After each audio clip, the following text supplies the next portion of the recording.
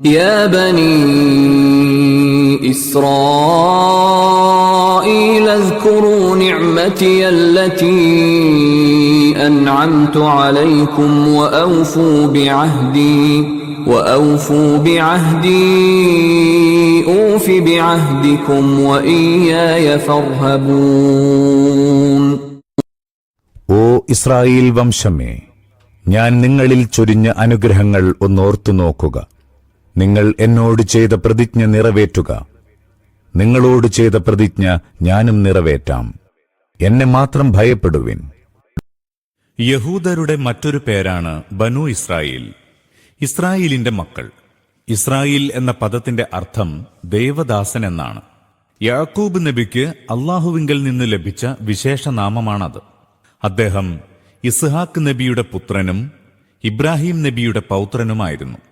അദ്ദേഹത്തിന്റെ സന്താന പരമ്പരയാണ് ബനു ഇസ്രായേൽ.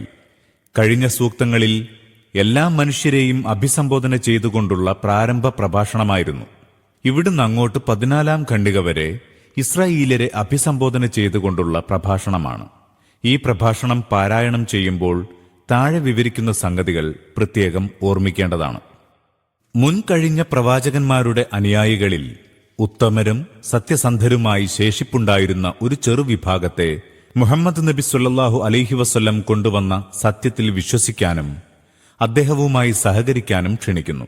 അവരെ അറിയിക്കുന്നു, നിങ്ങളുടെ പ്രവാചകന്മാരും നിങ്ങൾക്ക് അവതരിച്ചു കിട്ടിയ ദിവ്യഗ്രന്ഥങ്ങളും ഇതിനു മുമ്പ് കൊണ്ടുവന്നിരുന്ന അതേ സന്ദേശവും ദൗത്യവുമായാണ് ഇപ്പോൾ ഖുർആനും ഈ പ്രവാചകനും വന്നിട്ടുള്ളത്. നിങ്ങൾ സ്വയം ജീവിക്കാനും ലോകത്തെ ഇതിലേക്ക് ക്ഷണിക്കാനും വേണ്ടിയാണ് ഇത് ആദ്യം നിങ്ങൾക്ക് നൽകിയിരുന്നത്. പക്ഷേ നിങ്ങൾ ലോകത്തിന് മാർഗദർശനം നൽകുകയോ ഈ സന്മാർഗത്തിൽ സ്വയം നിലകൊള്ളുകയോ ചെയ്യാതെ കൂടുതൽ ദുഷിച്ചുകൊണ്ടിരിക്കുകയായിരുന്നു. നിങ്ങളുടെ ചരിത്രവും നിങ്ങളുടെ സമുദായത്തിന്റെ ഇന്നത്തെ ധാർമ്മികവും മതപരവുമായ അവസ്ഥയും അതിനു മതിയായ സാക്ഷ്യമാണ്. എന്നാൽ ഇപ്പോൾ ഇതേ കാര്യവുമായി അള്ളാഹു തന്റെ മറ്റൊരടിമയെ അയക്കുകയും ഏൽപ്പിച്ചിരുന്ന ദൗത്യം അദ്ദേഹത്തെ ഏൽപ്പിക്കുകയും ചെയ്തിരിക്കുന്നു.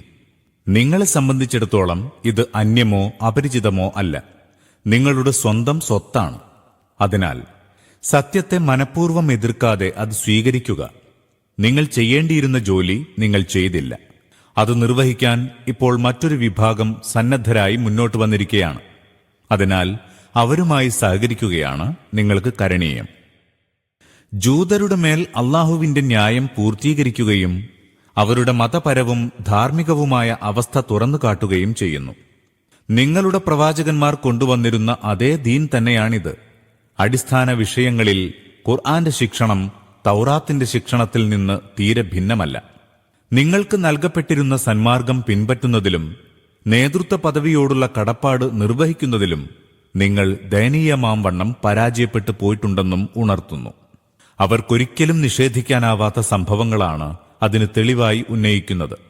സത്യത്തെ സത്യമെന്നറിഞ്ഞിട്ടും എതിർക്കാനായി അവർ നടത്തിയ ഗൂഢാലോചനകൾ, കള്ളപ്രചാരവേലകൾ, കുതർക്കങ്ങൾ, ചതിപ്രയോഗങ്ങൾ എന്നിവയും മുഹമ്മദ് നബിയുടെ പ്രസ്ഥാനം ഒരിക്കലും വിജയിച്ചുകൂടാ എന്ന ദുരുദ്ദേശത്തോടുകൂടി ചെയ്തിരുന്ന മറ്റെല്ലാ കുതന്ത്രങ്ങളും തുറന്നു കാട്ടുന്നു. അവരുടെ ബാഹ്യമായ മതവേഷം കേവലം തട്ടിപ്പാണെന്നും സത്യസന്ധതയും വിശ്വസ്തതയുമല്ല, ദുശ്ശാഠ്യവും അന്ധമായ പക്ഷപാതിത്വവും ദേഹപൂജയുമാണ് അതിന്റെ പിന്നിൽ പ്രവർത്തിച്ചുകൊണ്ടിരിക്കുന്നതെന്നും ഉണർത്തുന്ന നന്മയുടെ ഏതെങ്കിലും പ്രവർത്തനം തഴച്ചു വളരുന്നത് വാസ്തവത്തിൽ ഇവർക്ക് തീരെ സന്തോഷകരമായിരുന്നില്ലെന്നും വ്യക്തമാക്കുന്നു. അവർക്കെതിരെ ഇவ்விധം ന്യായം പൂർത്തീകരിച്ചതിന്റെ ഫലമായി ആ സമുദായത്തിൽ സജ്ജനങ്ങളും സത്യസന്ധരുമായി അവശേഷിച്ചിരുന്ന വിഭാഗത്തിന്റെ കണ്ണു തുറന്നു.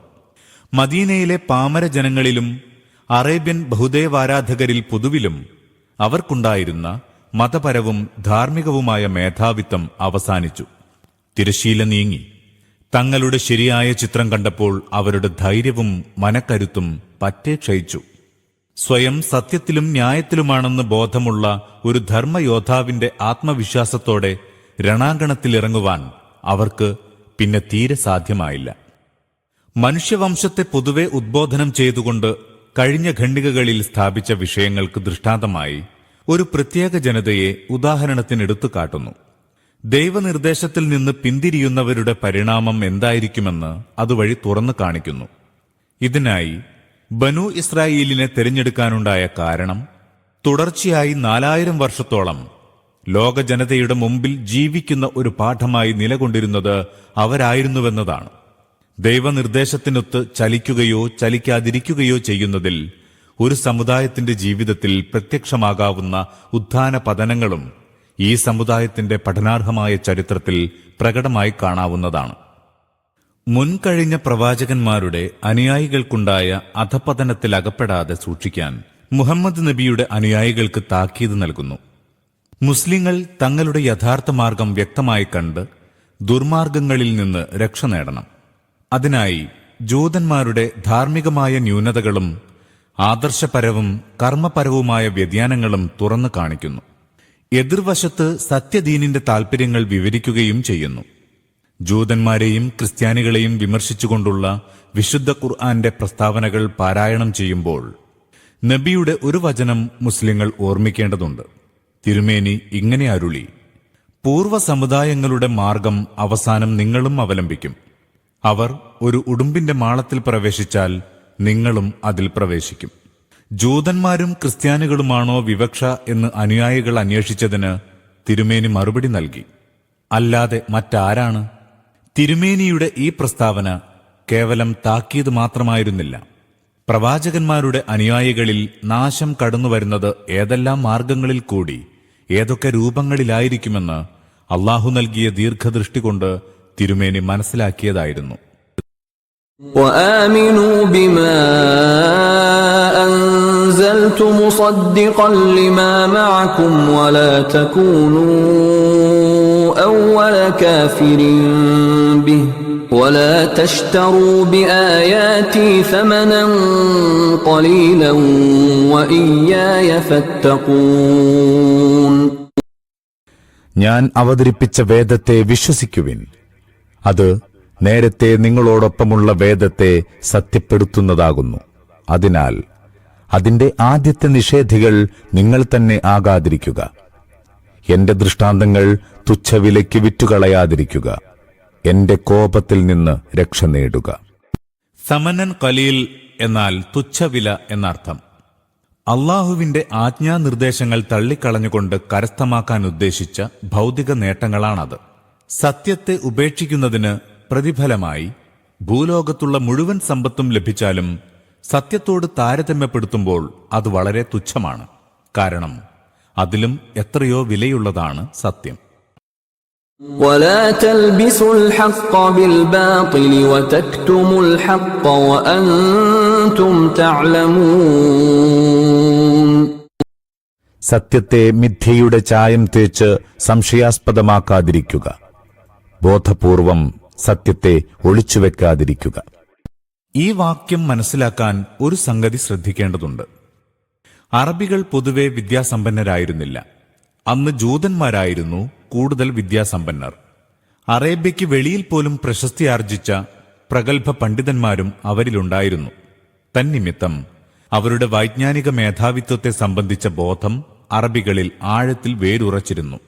അതിനു പുറമെ ജൂത പുരോഹിതന്മാരുടെ മതസദസ്സുകൾക്ക് ബാഹ്യമായ പ്രൗഢിയും ഗാംഭീര്യവും ഉണ്ടായിരുന്നു.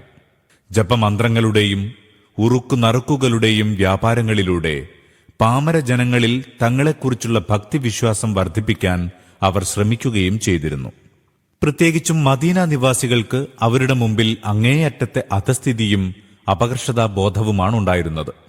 തങ്ങളുടെ ചുറ്റും താമസമുറപ്പിച്ചിരുന്ന വലിയ വലിയ ജൂതഗോത്രങ്ങളുമായി അവർക്ക് സദാ ഇടപെടേണ്ടി വന്നിരുന്നു.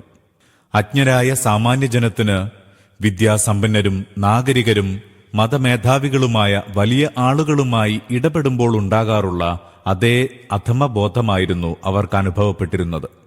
ഈ പരിതസ്ഥിതിയിൽ താൻ പ്രവാചകനാണെന്ന് വാദിച്ചുകൊണ്ട് നബി തിരുമേനി ജനങ്ങളെ ഇസ്ലാമിലേക്ക് ക്ഷണിക്കുവാൻ തുടങ്ങുമ്പോൾ ജൂതന്മാരുടെ നിലപാടെന്തെന്ന് അജ്ഞരായ അറബികൾ വീക്ഷിക്കുക സ്വാഭാവികമായിരുന്നു. നിങ്ങളും ഒരു പ്രവാചകന്റെ അനുയായികളാണല്ലോ. ഒരു ദിവ്യഗ്രന്ഥത്തിൽ നിങ്ങളും വിശ്വസിക്കുന്നു.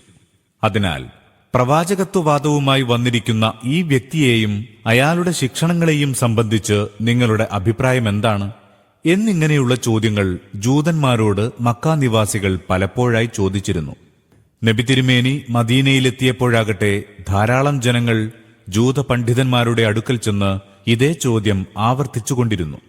എന്നാൽ ആ പണ്ഡിതന്മാർ സത്യാവസ്ഥ ഒരിക്കലും ജനങ്ങൾക്ക് അറിയിച്ചു കൊടുത്തില്ല.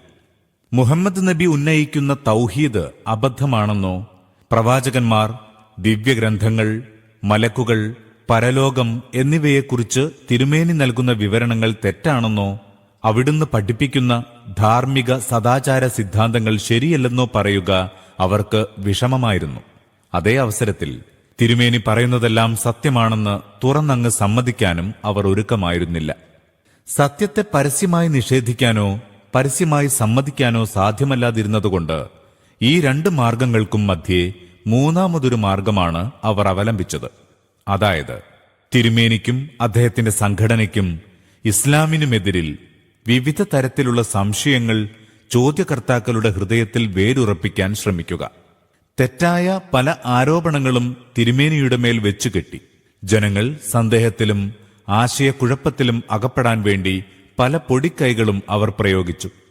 പൊതുജനങ്ങൾ സ്വയം ആശയക്കുഴപ്പത്തിലാവാനും തിരുമേനിയെയും അനുയായികളെയും പ്രതിസന്ധികളിലകപ്പെടുത്തി കുഴപ്പമുണ്ടാക്കാനും ഉദ്ദേശിച്ചുകൊണ്ടുള്ള പല അനാവശ്യ ചോദ്യങ്ങളും അവർ തൊടുത്തുവിട്ടു. അവർ സ്വീകരിച്ച ഈ തെറ്റായ നയം സൂചിപ്പിച്ചുകൊണ്ടാണ് സത്യത്തെ മിഥ്യയോട് കലർത്തരുത്, അഥവാ സത്യത്തിന്മേൽ അസത്യത്തിന്റെ തിരശ്ശീലയിടാൻ ശ്രമിക്കരുത് എന്ന് അവരോട് പറയുന്നത്. തങ്ങളുടെ കള്ളപ്രചാരവേലകളും കുടിലമായ ചോദ്യങ്ങളും സംശയപ്രകടനങ്ങളും വഴി സത്യത്തെ മറച്ചുവെക്കാനും സത്യാസത്യങ്ങൾ കൂട്ടിക്കലർത്തി ലോകത്തെ വഞ്ചിക്കാനും യഹൂദർ നടത്തിയിരുന്ന നിന്ദ്യമായ ശ്രമങ്ങളെയാണിവിടെ ആക്ഷേപിക്കുന്നത്. وَأَقِيمُوا الصَّلَاةَ وَآتُوا الزَّكَاةَ وَارْكَعُوا مَعَ الرَّاكِعِينَ. നമസ്കാരം മുറപ്രകാരം നിലനിർത്തുക, സകാത്ത് നൽകുക, എന്റെ മുമ്പിൽ തലകുനിക്കുന്നവരോടൊപ്പം തലകുനിക്കുകയും ചെയ്യുക. നമസ്കാരവും സക്കാത്തും എല്ലാ കാലത്തും ദീനുൽ ഇസ്ലാമിന്റെ അതിപ്രധാനമായ രണ്ട് ഘടകങ്ങളായിരുന്നു. മറ്റെല്ലാ പ്രവാചകന്മാരെയും പോലെ ബനു ഇസ്രായേൽ പ്രവാചകന്മാരും ശക്തിപൂർവം അനുശാസിച്ചിരുന്നു. എന്നാൽ ജൂതന്മാർ ക്രമത്തിൽ അവയിൽ തികച്ചും അശ്രദ്ധരായി. സംഘടിത നമസ്കാരത്തിന്റെ സമ്പ്രദായം അവർക്കിടയിൽ നിന്ന് മിക്കവാറും അപ്രത്യക്ഷമായിരുന്നു. ഒറ്റയ്ക്കുള്ള നമസ്കാരം പോലും സമുദായത്തിലെ ഭൂരിപക്ഷവും ഉപേക്ഷിച്ചു കഴിഞ്ഞിരുന്നു. സക്കാത്ത് നൽകുന്നതിന് പകരം പലിശ വാങ്ങുന്നതിലാണ് അവർ തൽപരരായിരുന്നത്. أَتَأْمُرُونَ النَّاسَ بِالْبِرِّ وَتَنْسَوْنَ أَنفُسَكُمْ وَأَنْتُمْ تَتْلُونَ الْكِتَابَ أَفَلَا تَعْقِلُونَ. നിങ്ങൾ നിങ്ങളെ മറന്നുകൊണ്ട് മറ്റുള്ളവരെ ധർമ്മം ഉപദേശിക്കുകയാണോ? അതും നിങ്ങൾ വേദമോദിക്കൊണ്ടിരിക്കെ നിങ്ങൾ ബുദ്ധി ഒട്ടും ഉപയോഗിക്കുന്നില്ലയോ? وَاسْتَعِينُوا بِالصَّبْرِ وَالصَّلَاةِ وَإِنَّهَا لَكَبِيرَةٌ إِلَّا عَلَى الْخَاشِعِينَ. ക്ഷമ കൊണ്ടും നമസ്കാരം കൊണ്ടും സഹായം തേടുവിൻ. നമസ്കാരം ദൈവഭയമുള്ളവരല്ലാത്തവർക്ക് ഒരു ഭാരിച്ച കർമ്മം തന്നെയാകുന്നു. അതായത് സത്യമാർഗത്തിലൂടെ ചരിക്കുന്നതിൽ നിങ്ങൾക്ക് വിഷമം തോന്നുന്നുവെങ്കിൽ ക്ഷമയും നമസ്കാരവുമാണ് ആ വിഷമത്തിനുള്ള പരിഹാരം. സത്യമാർഗം എളുപ്പമാക്കി തീർക്കുന്ന ശക്തി അവ രണ്ടിൽ നിന്നും ലഭിക്കുന്നതാണ്. സ്വാബിറിന്റെ മൂലപദമായ സ്വബിറിന്റെ ഭാഷാർത്ഥം തടഞ്ഞുവെക്കുക, ബന്ധിക്കുക എന്നൊക്കെയാണ്.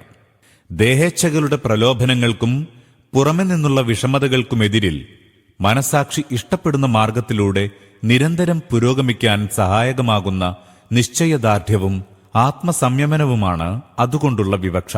പ്രസ്തുത ധാർമ്മിക ഗുണം നിങ്ങളിൽ വളർത്തണമെന്നും പുറമെ നിന്ന് അതിന് ശക്തി സംഭരിക്കാനായി നമസ്കാരം നിഷ്ഠയോടെ അനുഷ്ഠിക്കണമെന്നുമാണ് ഈ ദൈവവാക്യത്തിന്റെ ഉദ്ദേശ്യം.